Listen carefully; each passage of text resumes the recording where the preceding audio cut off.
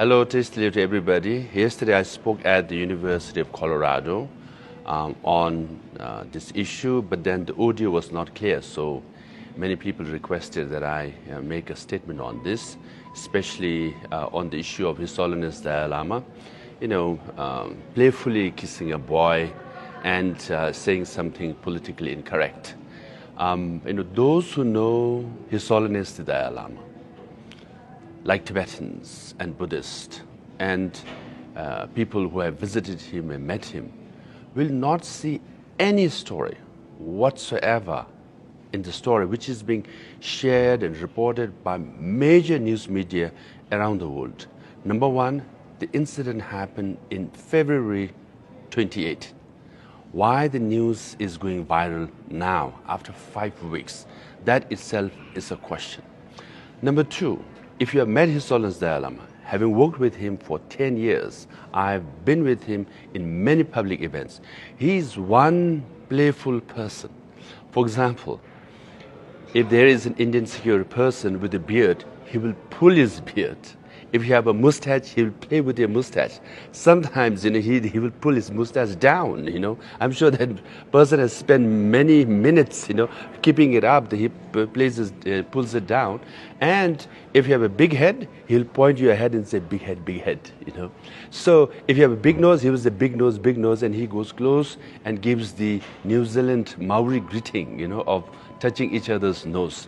So he's like that all the time playing. And if you are bald, that's it.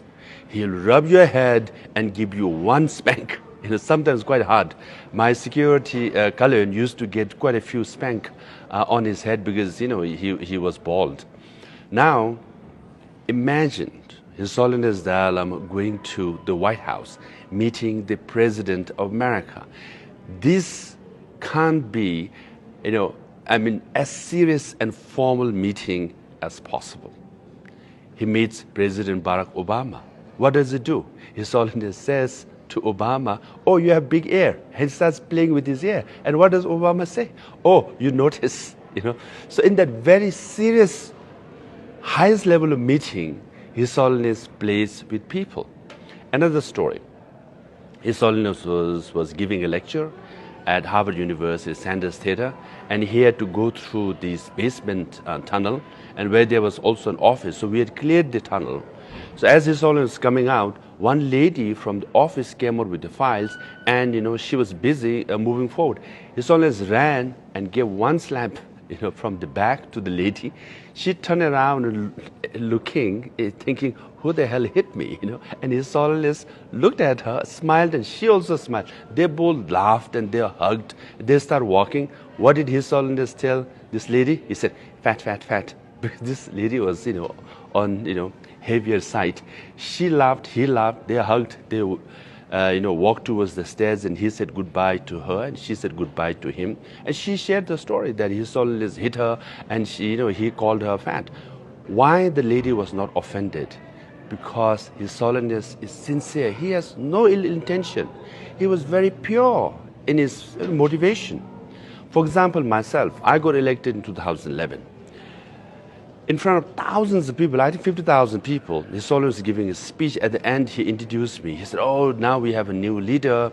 He's from Harvard and modern educated and all that. I was getting, quite proud. Then he said, his Tibetan is, of a school standard. Can you imagine? I'm supposed to be a Tibetan leader, supposed to have oratory skills and Tibetan language. And then His Holiness just said, his standard of Tibetan is of a school kid. Everybody laughed, I was embarrassed, right? But what did I do? Did I feel anything bad towards His Holiness? No. Why? Because he's pure, he's sincere, he has no ill intention at all. I laughed with him. I was embarrassed. I wish he would be a little more politically correct with me in front of these people. But no, that's His Holiness for us, right? So people should understand that if you watch the video with the boy, Tibetans will say, that boy is so lucky. He got a hug from His Holiness, and he also got a kiss, right? But then from Western or others' perspective, I can understand it was politically incorrect. Then His Holiness office issued a statement, said sorry, to the boy and the family, anyone who was offended. Now that's the end of the story. We should move forward, right?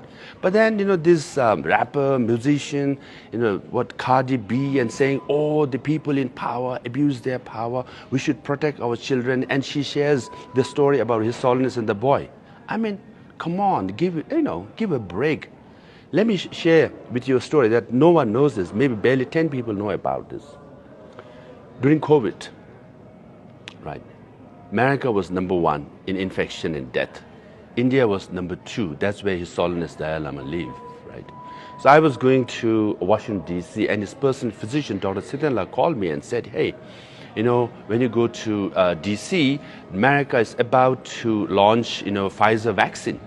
If you could get some vaccine for His Holiness, because His Holiness is 85 now, entering 86 years old at that time.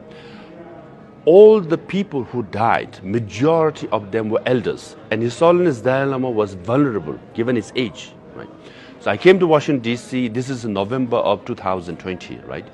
And I met people at the White House, the Deputy National Security Advisors and others, and I made a request. And I said, His Holiness is very, he's given his age. We need to vaccinate him and protect from COVID. And White House agreed. And then message was conveyed to the U.S. Embassy in Delhi. They also agreed, right? And then the vaccine was supposed to be taken to Dharamsala. Now the personal physician of His Holiness and the personal secretary approached His Holiness. You know what His Holiness said? He said, oh, please thank the government of America, but I don't want Pfizer vaccine. Because 1.4 billion people in India, they don't have vaccine. And I see people here, ordinary people, they are not getting vaccine also, right? I will wait till they get vaccinated, then only I'll get vaccinated. So, he refused a vaccine from America. That's His Holiness Dalai Lama, right? Now, we waited for a few months, right? And then finally, the vaccine was introduced in India, and AstraZeneca, which is 67% effective. And then again, the personal physician called me and asked me whether the government of India could facilitate that he be vaccinated at his residence. And I made the request to the Health Secretary in Delhi, Health Minister of Himachal and Health Secretary, and they all agreed, right? And the CMO, or the Chief Medical Officer of Dharamsala, was informed. And then, next day, the personal physician went to His Holiness and said, Your Holiness, the COVID vaccine will be given to you at your residence, right? What did His Holiness say? His Holiness said, why should I get a special treatment? I should go down to the hospital where all the people get their vaccine. So he went to the local hospital, like ordinary Tibetans and Indians, and got vaccinated, right? So that's His Holiness. He never used his personal popularity in influence. Far less than that. Even vaccine was offered by America. Even when he was offered to get vaccinated at his residence, he said, no, I will go down to the local hospital. So Tibetans know about it, right? Buddhists know about it. All the people around His Holiness know about it, that he is sincere. He is for us the Buddha of compassion, right? So I hope people around the world will understand through the stories, because of my personal experience, right? And put it in proper context whenever you talk about His Holiness the Dalai Lama. Lastly, major media have covered these story, and then it's time to move on. But also, you are showing concern about children, which is fair. What about 1 million Tibetan children who are forcibly removed from their homes in nomadic families, farming families in Tibet? And they are forced to study in boarding school in urban areas where they are taught in Chinese language. Everything Chinese is taught. They are made into Chinese. Even the UN human rights experts have reported on this. But all these major media who covered this incident of His Holiness Dalai Lama did not report about this 1 million Tibetan children. I hope you all will report about serious and real issues in Tibet. So with that, I want to say thank you to everybody for listening. I hope you got a proper context based on my personal experience about His Holiness Dalai Lama.